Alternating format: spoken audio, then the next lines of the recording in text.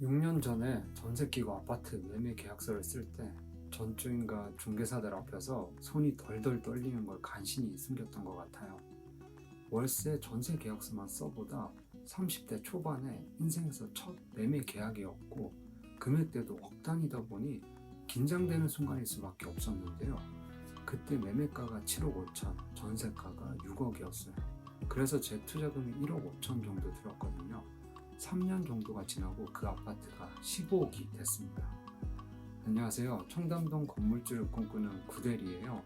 영상 업로드 못하는 동안 진급을 하고 왔네요. 오늘 저는 전세 끼고 매매에 대해서 제 실제 경험을 토대로 말씀을 드리려고 하는데요.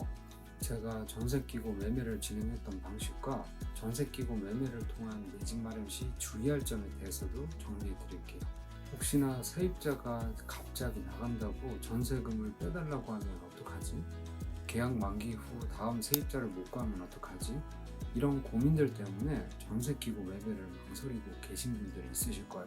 이 영상을 끝까지 보시고 나면 사회생활 시작 후 6년이 지나서야 내 집 마련한 저보다 여러분들은 더 빠른 시점에 전세 끼고 매매를 통한 내 집 마련에 도전해볼 확신을 가지실 거예요. 전세 끼고 매매 시 주의해야 하는 두 가지 시점이 있어요. 첫 번째는 전세 세입자를 구해서 잔금을 치러야 하는 시점. 두 번째는 기존 세입자가 전세 계약을 종료하게 되어 새로운 세입자를 구해야 하는 시점인데요. 전세 끼고 매매를 하는 이유 자체가 매매가 전체를 다 지불하지 않고 레버리지를 활용해서 내 집 마련을 미리 하는 거기 때문에 전세 보증금만큼의 자금이 부족한 거잖아요. 둘 다 결국 문제없이 세입자를 구하는 게 중요한데 이를 위한 방편을 마련을 해둬야 돼요.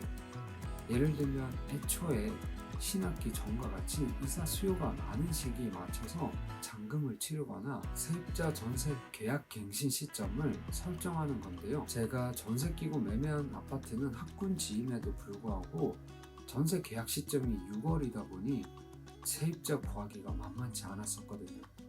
그나마 계약 시 잔금일을 4개월 이상 여유있게 전주인과 협의를 해뒀기 때문에 잔금일에 맞춰서 세입자를 구할 수 있었는데요.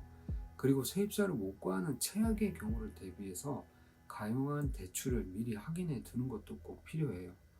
이도저도 안 된다 하면 기존 세입자가 있는 경우에는 기존 세입자와 협의를 해서 세입자에게 좀 더 유리한 조건으로 계약을 갱신하거나 신규 계약을 하도록 회유하는 것도 방법이에요.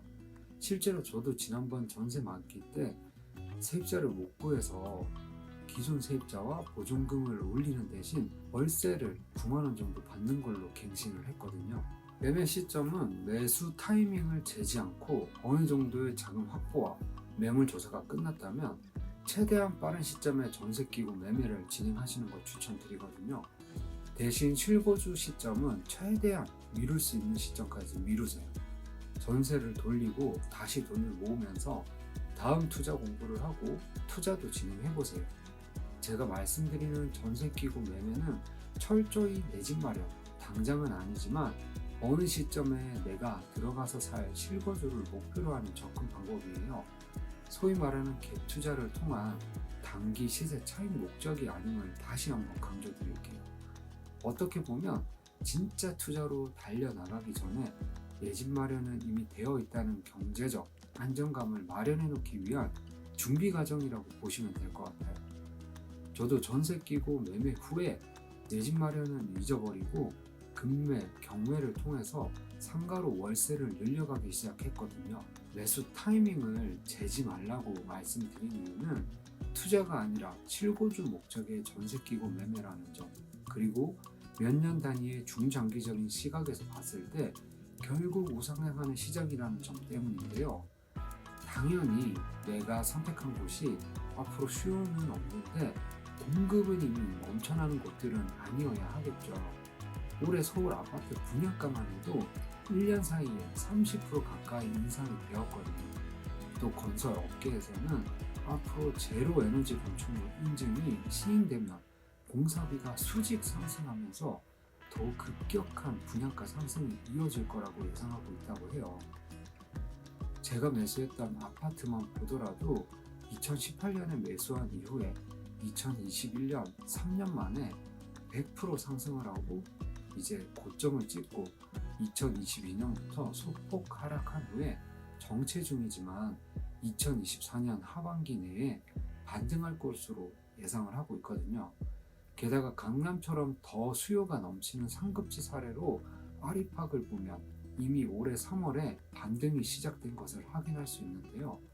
이런 이유로 아무리 투자 목적이 아니라 추후 실거주를 위해 미리 내 집 마련을 해두는 것이지만 이왕이면 사람들이 선호하는 지역에 신규 공급이 충분하지 않은 지역을 선택하셔야 해요. 전세 세입자 구하기에도 좋고 가격 방어 측면에서도 좋거든요. 지금 바로 KB 부동산에 들어가서 염두에 두고 있는 아파트가 있다면 2021년부터 2024년 현재까지 KB 시세 흐름을 확인을 한번 해보세요. 전세 끼고 매매라는 개념에 대해 쉽게 설명을 해드릴게요. 매매가 전체를 주고 사는 게 아니라 매매가에서 전세가를 뺀 차익만 주고 사는 방법인데요. 전세 세입자가 살고 있는 매물인지 집주인이 살고 있는 매물인지에 따라서 두 가지로 나눠볼 수 있는데요. 전세 세입자가 살고 있다면 집주인과 계약한 매매가에서 현 세입자, 전세 세입자의 전세 보증금을 뺀 차익을 약속한 날짜에 지불하면 되기 때문에 전세가가 올라가고 있는 지금 같은 시기에는 상대적으로 투자금이 더 필요할 수 있겠죠. 다음으로 집주인이 실거주를 하고 있다면 집주인과 약속한 날짜까지 전세 세입자를 구해서 세입자가 지불한 보증금으로 잔금을 치러야 하는데 잔금 시기에 맞춰서 전세 세입자를 구해야 한다는 리스크가 있겠죠.